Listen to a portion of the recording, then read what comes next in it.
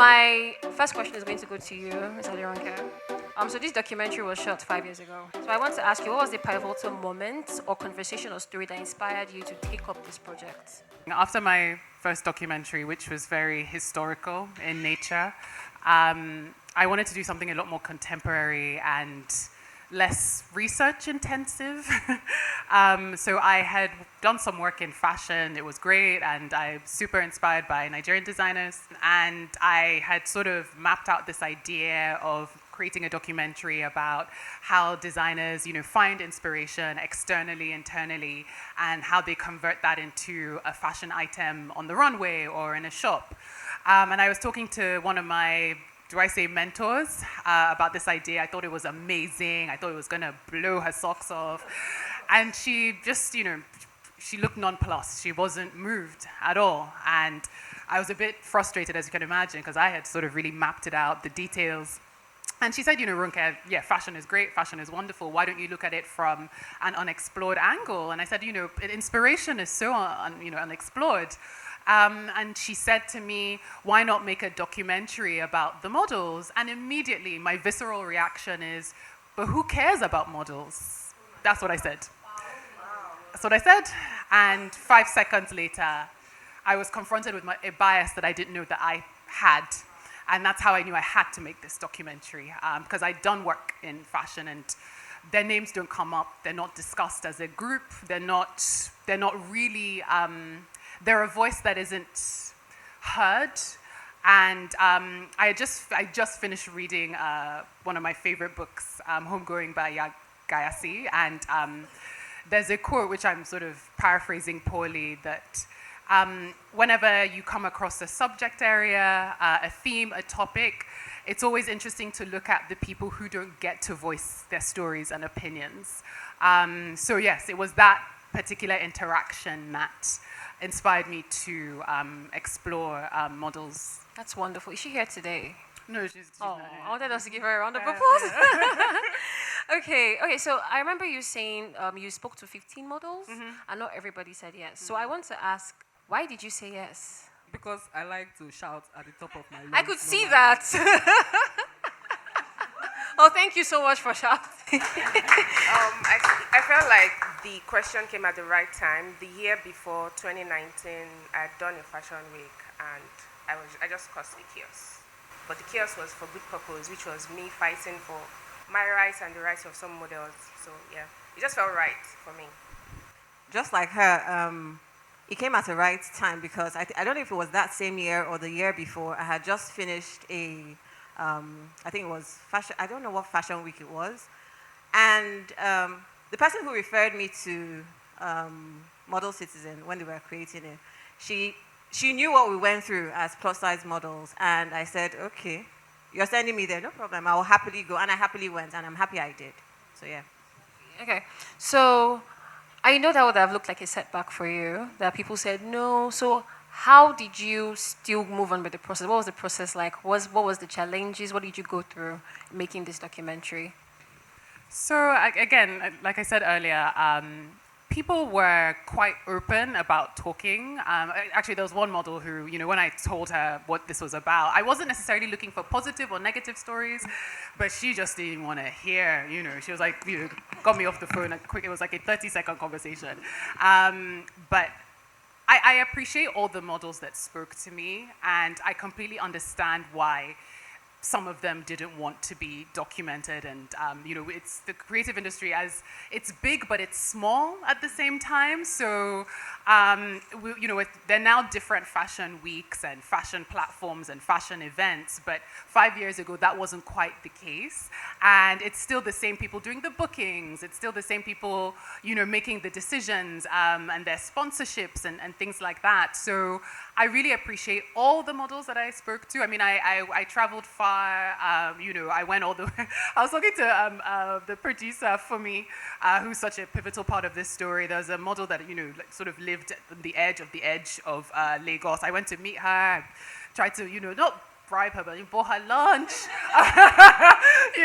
But she didn't want to be filmed. But and the funny thing is that she had retired by then. But I think the role of PTSD, just not wanting to look, I've moved on from this, I hate all these people, screw them, So I respect I respect everyone, and I respect the fact that they didn't want to speak, and a lot of them had moved on, a lot of them were still in the industry and were scared, and it's crazy because when this isn't a political, this is not some undercover, government misspending or anything like that. This is fashion. Fashion is beautiful, but I don't think anyone has, done anything, ending a life or anything like that. But there was genuine fear, which made me really, really sad, and it still makes me sad, Thank you so much. So I have this question is for the models. Sharing your story in this documentary, you'd have had to relive some of these experiences. So how did it feel for you during the process of sharing your story? Was it like empowering? Was it therapeutic? What was it like? I'll start with you. I would say empowering and therapeutic also, because at least someone was listening. Someone wanted to hear what we were going through, how we were being treated. So it was empowering for me anyway. So I felt like I had so much to say and I needed to say it. So, but I was also very empowered. Thank you. For me, it was a really big moment of self-realization. I think that conversation about my eating disorder, that was the first time I'd ever verbalized it, ever. Body dysmorphia followed me for a very long time. I didn't even know that was what I was going through because I was really young. I started modeling when I was 16. So at this point, like by age 17, 18, my eating disorder had already started, and it's such a taboo topic. Like, we don't even talk about it in Nigeria. It's just like, oh, you don't want chop food. You're expected cool. to love yourself. Yeah, expected to love yourself, but like there's I salute all the models alive and available right now, because the amount of psychological battery that we go through on a yearly basis. Somebody has said they don't like their face. Every single one of us have heard that said to our faces before. I just don't like your face. What am I supposed to do about that? Anyway, so yeah, it was a big moment of self-realization and just coming back into myself and realizing that I am bigger than this industry or this problem. So much. Thank you. Thank you. Okay, so my next question is for you. So in the documentary, you use different methods: animation, reenactments, interviews. Why did you choose to use these methods? And did you think it was going to impact us in any way? What was your intention? I think with documentary, there's there's this thing called talking heads, and people are saying their experiences, and I think I just wanted to try and find different ways to keep it compelling, to keep it engaging.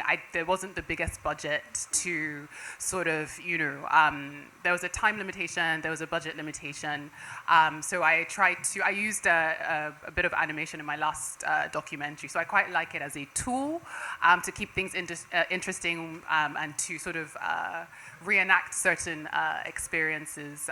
So yeah, I personally like it. It's part of my style.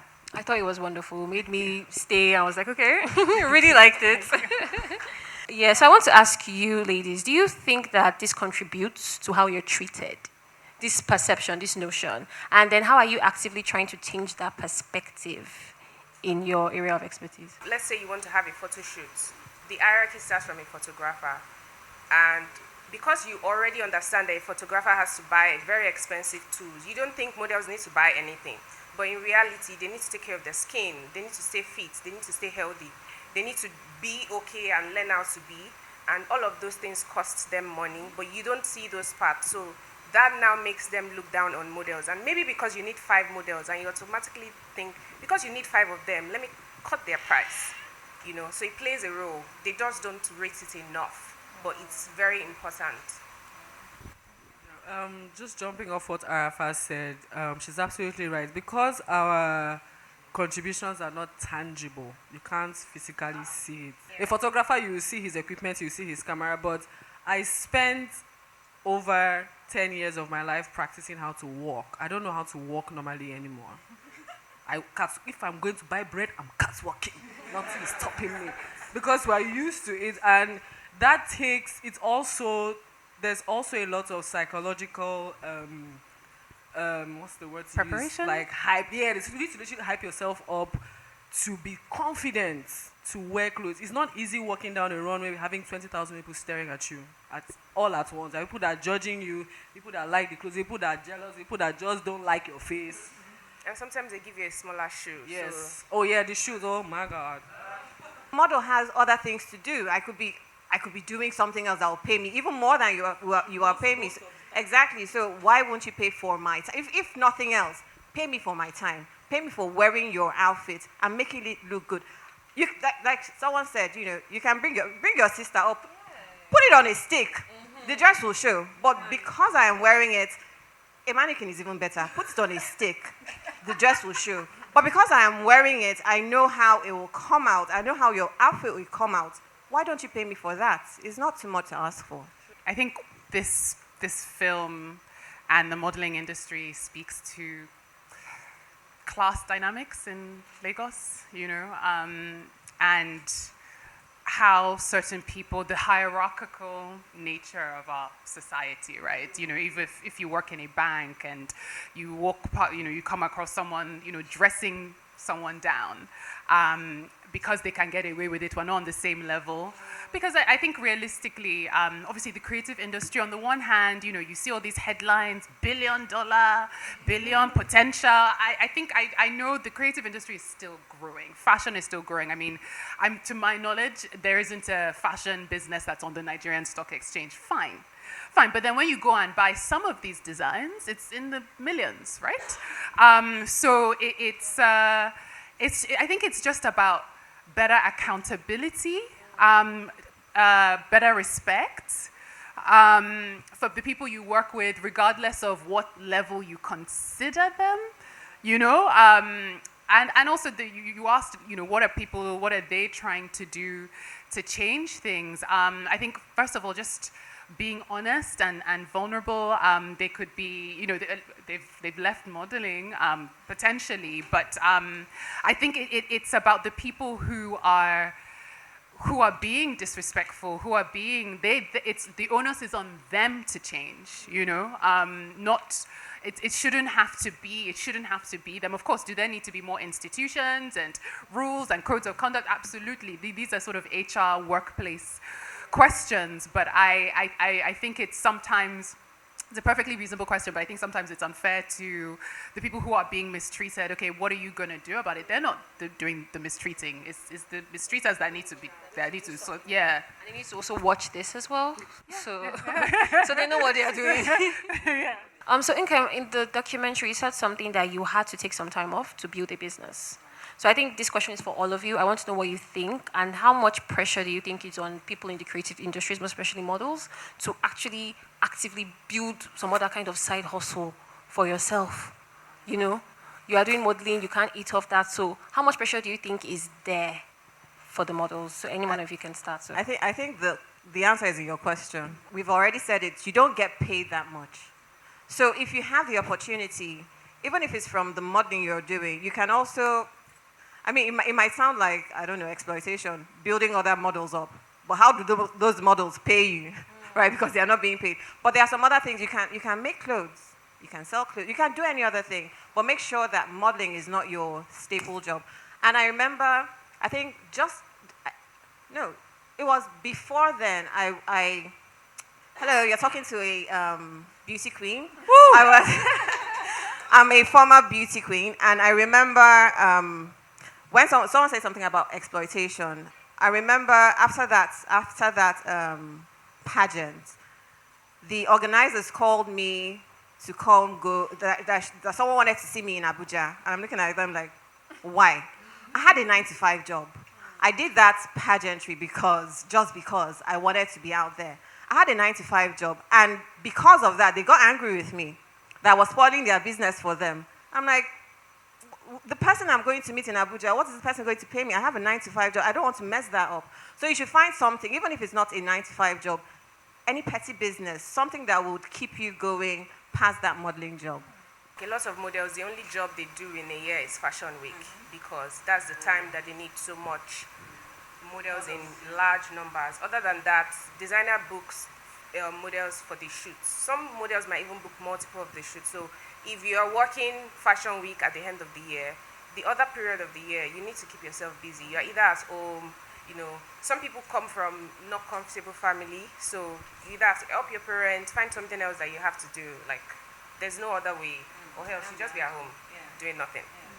So what I did was I used the models space as a community to sell products. What do models need? Shoes, bags, skincare products, accessories, outfits. So I found what the models needed and I sold it to them. I also started a production company just to prove a point. Thank you. Just to prove a point that you can treat people right and get better results. Okay, so we're going to open the floor now to Q&A, audience Q&A. Does anybody have any questions for these amazing women? Now is your chance. I don't want to see you doing that downstairs. Eventually, anyone who steps into this industry will be faced with the reality of it. Why do you think it still draws people? Why is the myth perpetuating that, oh yeah, you want to be discovered and be a model? Like, what is perpetuating that? And would you say that even for those who are able to make it internationally, how isn't it just the same treatment? But because I don't think of the models when I look at international shows. You think of the designers. So I'm just thinking about it. You don't think about the models. I don't know if the era of supermodels is gone, but again, I guess what's the hype? Why? And does it really change when you go internationally? That's my question. It doesn't change when you go internationally. I know of a few models that get to travel and they come back in debt. When they travel, obviously they've gotten an agency to sign them. Their mother agency here would, let them travel, pay, most likely sponsor it, but they don't get enough jobs to sustain. Yeah, and they come back in debt. You either have to come back, find some work to pay it off, or I'm sure some people never paid off their debt. It's not any better. It's even worse because now you're isolated completely from your family. You're isolated from your support system. I had agencies. I was signed to an agency that every time we went abroad, they took our passports from us. Wow. It literally almost borderline trafficking to an extent. It got to that point. I remember one model standing up and fighting, and she got her crown revoked, and it was such a big deal, and they basically tarnished her name in the industry because she wanted her passport back. Their mentality or their reason is, if we give you your passport and you go to another country, you can sign with another agency while we're there, which makes no sense, because if you're the mother agency, you should be excited I'm signing new deals because you're going to get a percentage out of it. So like she said, a bunch of models will travel abroad and come back in debt, because what they don't tell you, and you say what has facilitated this mentality? Hollywood. It's yes, Hollywood. Everyone wants to be a star. Everybody wants to be a star, but even the foreign models are going through it. People are still running to model because it's glamorous. You look pretty, they put you on a magazine and you're like, oh wow, they don't know what that person is going through. So people are still going there every day. I think the new currency is visibility. You put a picture in a runway, from a runway, you're going to get a lot of likes. And not to sound a little messy or shady, but I think clout, it's glamorous. It gives you some sort of, points in your social circles. But again, it's not sustainable. It's not, and even the people who are really suffering don't want to admit the reality. So yeah, and you can extend it to many different subsectors in the creative industry. There's always a dark side to music, to film production, to all the different ones. But the few that make it, they're not telling their full story. They're not telling what they're fully going through, and that I suspect everyone thinks that I'm going to be the one to be like Nigeria's. There's been Agbani. There's been so many. We've had some success stories as well, but we don't know the totality of those stories, right? So yeah, I suspect those things kind of lure people in. And for someone of your caliber who's already been through all the festivals and done everything around the world, for you to go this route, can you just give us a motivational reason why you did this? The truth is, it's for Juliet. You know, I don't think. I mean, I say this now, and don't quote me later because I actually know you. But I don't care if this film doesn't premiere at some fancy film festival. I don't. I want the world to see all their stories. Juliet was such a force. She was, you know, she was a filmmaker as well. You know, she organized the Lagos International Horror Film Festival. I want the world, you know, if you Google her name, I don't want it behind some festival, screener, whatever. I want the world to be able to see her story and everyone else's, quite frankly. And I think, you know, you and I know that there have been certain shifts, dare I say some downward shifts in our industry. And I don't have like the biggest body of work. This is my second documentary, and it's a short. It's not a feature. I also want to experiment with ways of sharing my work. It's anxiety-inducing. I'm not going to go on YouTube for like a month. I don't want to know the numbers.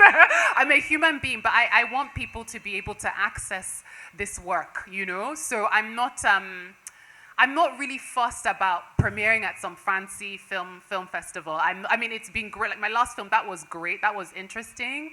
But I really want people to find this story. People who are looking for it. You know. So it's experimental for me. Two, it's also intentional. It's actually very intentional. That anyone can find this film and find these stories. I would think that agencies will take the responsibilities of taking care of the models, considering that they can't exist without models. So how much blame do you think we should give to the agencies? Honestly, if a model is signed to an agency, it's 100% blame, in my opinion. Because you shouldn't be putting your models in spaces or positions where they are not paid their worth. Because you are still going to collect your percentage on top. So why are you putting them in a space where they are already earning less? So I would say it's 100%. And also, if the agencies actually stand up and stand together, the industry will be forced to change. Watching all the ladies on stage, right? You have Derunke and the moderator. They just came, they sat down, crossed their legs, their ladies. The models, they arranged their clothes. Did you notice the way they sat? The clothes were arranged. Every time they moved their leg, they arranged the clothes. And I thought, brilliant. You can always tell.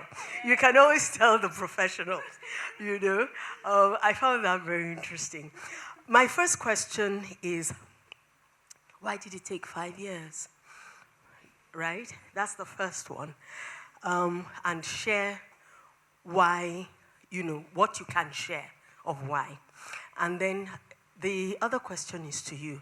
I love you. I think I love your spirit. It's so feisty. So, you know, it's just get up and go. And I'm interested. You're a producer. What kind of producer are you? All right. And you know, how has the journey been? And are you still a producer? And okay, and then from that question, if you answer it, then I'll know whether to ask another question. All right, thank you. I've had experience working in front of the camera, and I've spent a lot of time learning about behind the camera. And my major reason for entering into production was to prove a point. I have dabbled in fashion show production, but the truth of the matter is it's very cost intensive. The people who have the funding are the people that we are fighting against. Yeah. Okay, thank you. I think when you're a creative, an artist, you can be your own worst enemy. And, you know, there's these sort of sneaky lies that enter your head. That's definitely a reality for me. And I think that's why it took this long. It wasn't because anything happened, or, you know, I know there have been some things that have happened in, you know, amongst models in social media, and, you know, it wasn't that I decided this months ago to release it. And the truth is, a lot of the artists that I admire, one piece of advice is that I've heard is that once you've done the work, you release it. It's no longer your business, really. It's up to everybody else. Some people like it, some people won't like it. Some people might forget about it tomorrow. I hope not. Don't tell me if you do. But yeah, creatively, I'm in a place where I just really want to share my work. And build an audience. There are a lot of there's so many different ways to be a creative, a storyteller, and I'm trying to experiment with the different mediums available to me now. And it definitely took a little too long, but I'm glad in a way it all panned out.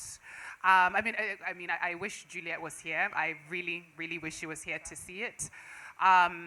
That's the only thing that I struggle with. But then I'm proud that I think this was the last piece of footage of her, before she passed away. So there's something really, I don't know. So how did you decide what needed to make the final cut? 1. 2, the other question is, why aren't we speaking about this enough, right? Because I still saw an ad on Instagram looking to recruit models. Volunteer models. Yes. And I'm like, That's what we saw. so prior to today, I didn't know it was half as bad. Like it just didn't exist in my reality. And so I'm asking, not just for the lady sitting here, like even all the other models in the room, why are we not telling people these things? Why are we not talking to younger girls about this? What's this silence about? I mean, there's so many things I wanted to. There was also some legal implications. I don't want to get sued. I want to tell their stories. I don't want to get sued. So anything there's a term called libel. I don't want to get sued. I don't have that money. And then 2, it's about what's going to be the most engaging thing. I think that we've all watched certain documentaries that you start watching it and then you wake up in the middle of the night because you've fallen asleep, right?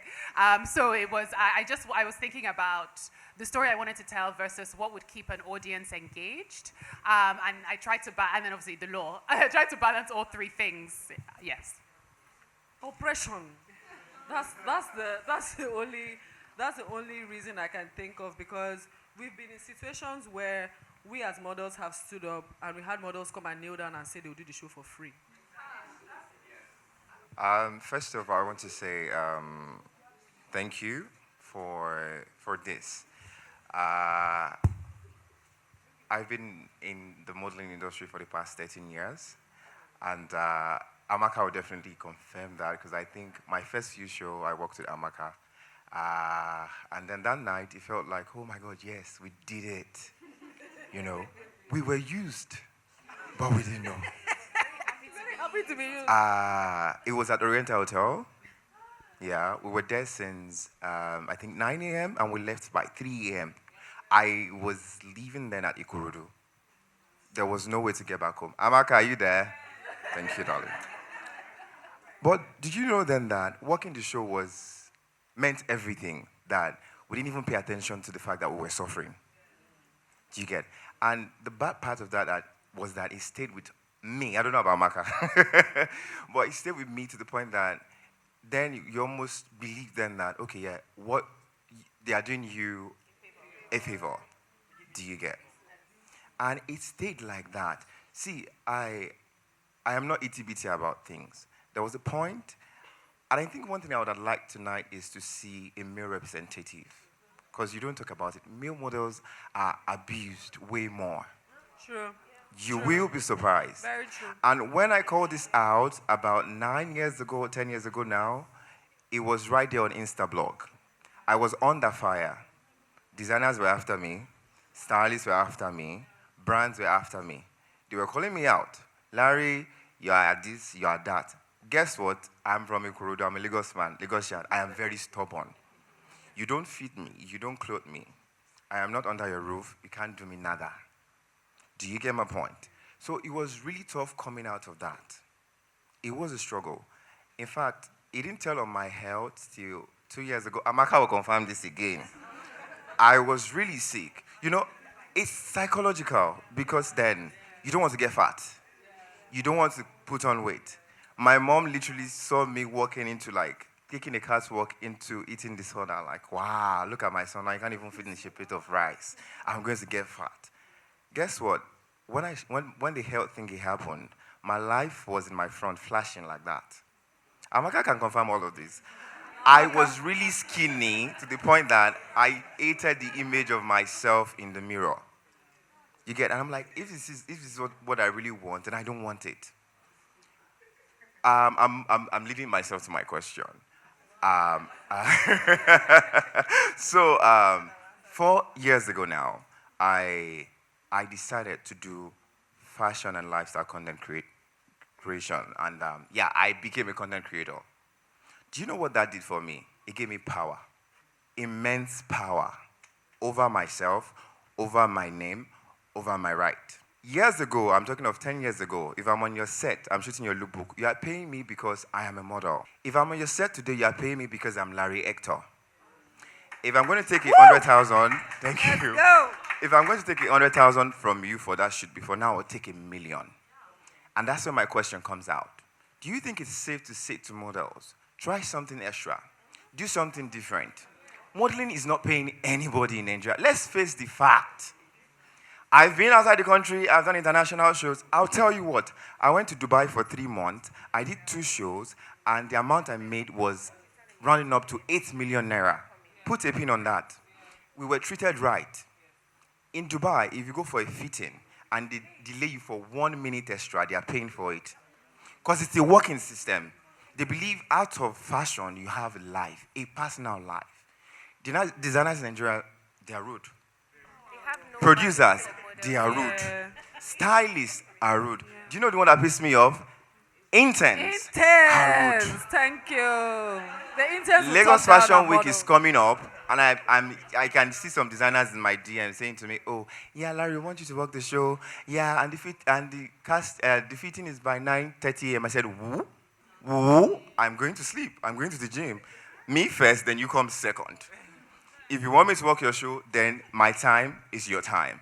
Do you get? So my question again, sorry, my love. I need to express myself. This is for 13 years. So please, are you saying, can we say to models that it is safe to try something extra? Because I found my voice when I tried something new, period. I spoke to some male models and they weren't very forthcoming. They were like, nothing's happening, there's nothing wrong, nothing, everything is, there wasn't a story, they didn't even say anything is amazing. They're like, oh, it's okay, so there was no story that they weren't willing to share any story about it. So I think that culture of fear, culture of silence, is a real thing amongst the industry. Because we spoke to 3 or 4 guys because we did want that balance, but they weren't particularly forthcoming, unfortunately. The only way you can survive as a model is to have at least 3 other things you're doing, not just 1, 3. Because modeling takes a lot of your time. It's a majority of our job is sitting down and waiting. Just waiting. You go for fitting by 8 a.m. Nobody touches you till 3 p.m. So you have to have multiple streams of income as a model. Otherwise, hunger will finish you. Right now, social media is doing a lot of things for people. If you keep putting yourself out there and you build up to where he's built himself to, when they see you, you will ask for your worth, and there's nothing they can do. But even now, I mean, if you stand up for yourself and ask for your worth, and they really want you, they will pay you. So, as much as you have other things to do, build on yourself, work on yourself, and they'll pay you your worth. So my question to you is, even watching this, I know that you're only telling fractions of a story, right? Because I imagine the kinds of things that happen. So for each of you, what was your breaking point? Where you said, this is not worth, whether it's attention, whether it's the possibility of blowing or even surviving. Thank you. Yeah, I think for me was when I did my first international show. I came back, I was just like, all of you are mad. I literally had to experience what it meant to be treated like a model properly for me to realize that this was bullshit. Sorry, I'm cursing, but yeah. I never wanted to be a model. It was just something that I found myself in. I was learning how to make clothes at the time, and someone was like, you look like a model, you should model. So I tried it out, and I was enjoying it. It was nice. And because I've always liked doing other things, it just didn't feel like I could do it alone. So I kept on trying my other things, and then I work. So when I go to my modeling, casting, fittings, the treatments were not always right. And I'm very okay at home. That sometimes yeah, I'm very okay at home. So I put value to say, oh, I'm doing this show and they're paying me 200K, and this is all the things that I have to go through. That fashion show, while I was sitting down there having this thought, I said to myself, if I call my auntie, they will send me that amount of money, so why am I doing this? So yes, there was a show that just wasn't very okay for me, and we sat down, models, and we said that we wanted to fight for it. We tried. Some people started backing down, and I was just like, yeah, I don't have time for all of this. Like, I can't keep doing this, So that was my breaking point. I didn't start out to be a model.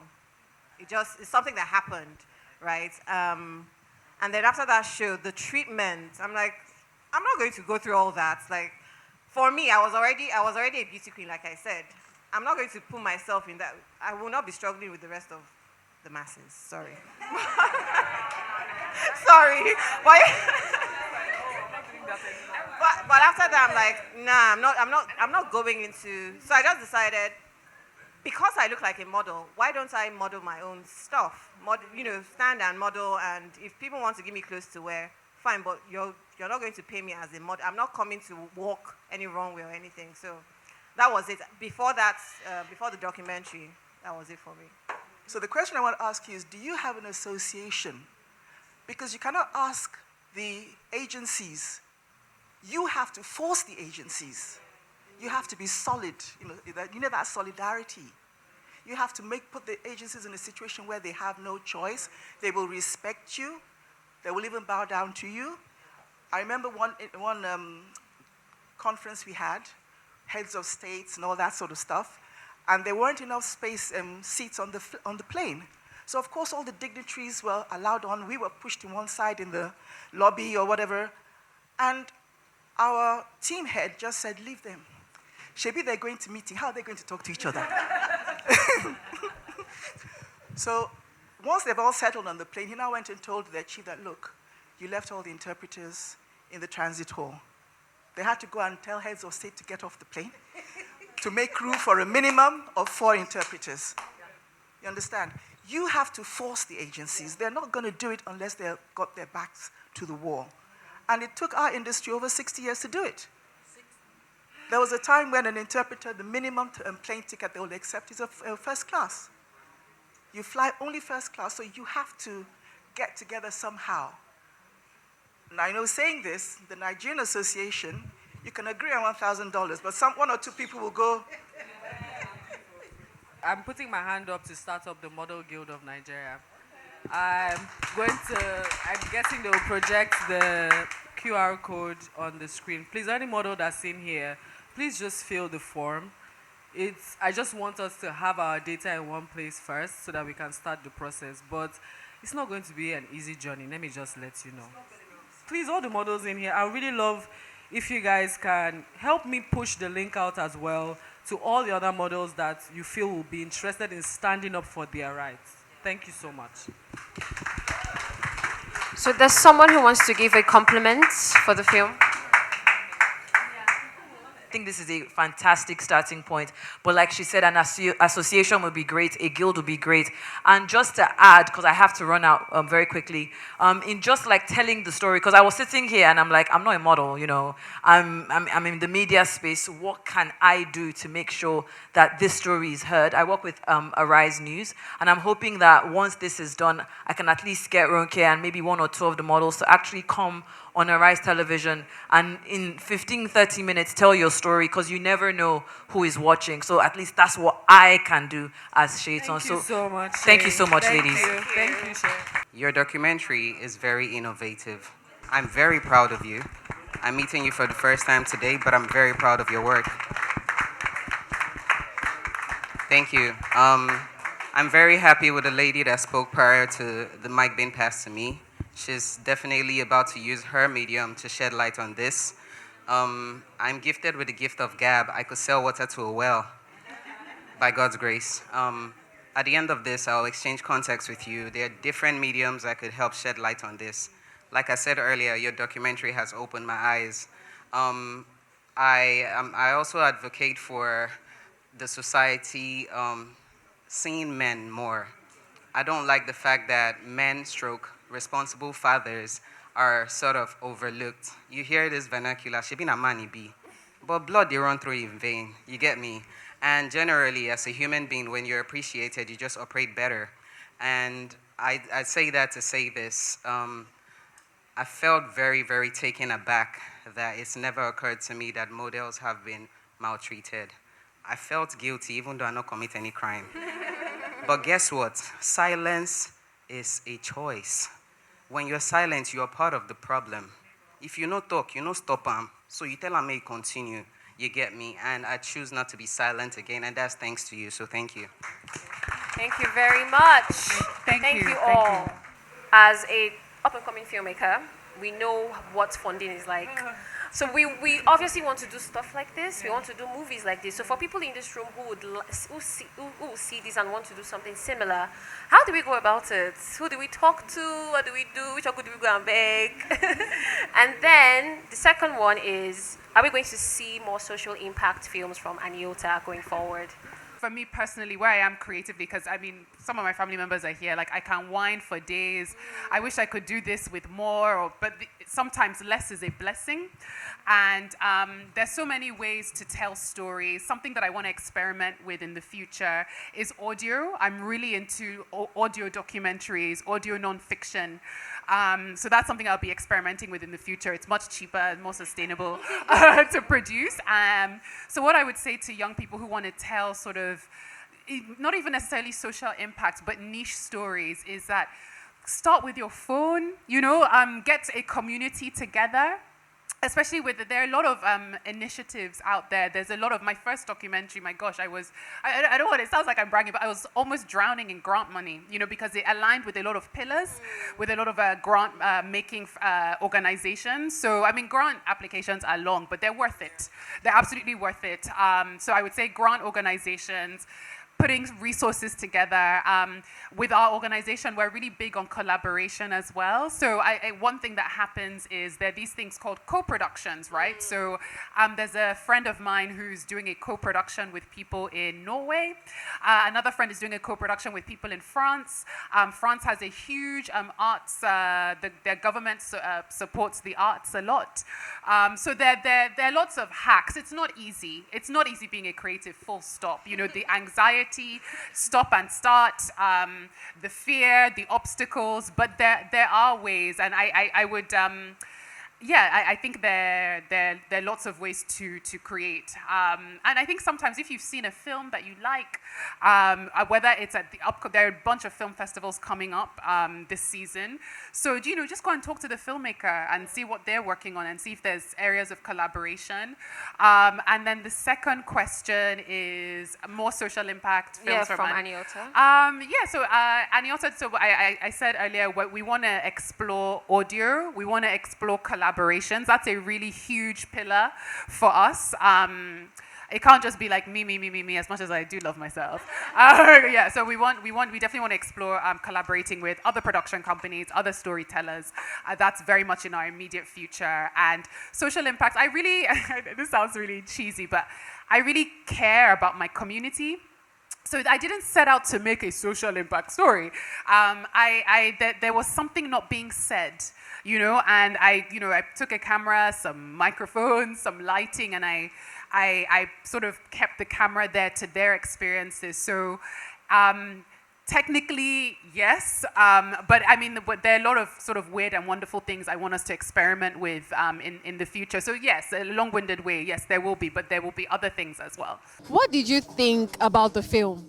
It was really needed because we models, we don't have like this, we don't have the voice to kind of speak up for ourselves. So this is like a way to show you the inside of modeling. It's not all glamorous. This screening blew my mind. This was so insightful. This woke me up. I feel bad that I've been sleeping on this dark reality of the industry of modeling for so long. This was so informative, entertaining, and very emotional for me. It's very eye-opening, right? How you could sort of like shine the spotlight on something that we all overlook. You know, we see the models walking around on the runway, all of that, looking great, looking good. Exactly, but we don't know what happens behind the scenes. And that's the beautiful thing about docs, right? Because they sort of like peel the layer and you can see what's underneath. Now that our model citizen is out there, how do you feel? I feel like a superstar. We all did something, from the director to the producers to the models. We did a thing.